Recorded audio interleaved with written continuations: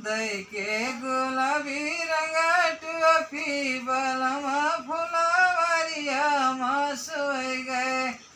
ससुरे में होत्यो ससुरिया से कहत्यो, ससुरे में होत्यो ससुरिया से कहत्यो, अम्मा से कहत ला जानियो बलमा फुलवरिया सोई गए। अम्मा से कहत ला जानियो बलमा फुलवरिया सोई गए।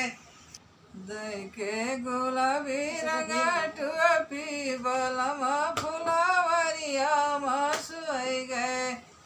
ससुरे में होत्यो जेठानी से कहत्यो, ससुरे में होत्यो जेठानी से कहत्यो, भाभी से कहत ला जानियो बलमा फुलवरिया सोई गए। चाची से कहत ला जानियो बलमा फुलवरिया सोई गए। दई के गुलाबी रंग टोपी बलमा फुलवरिया सोई गए।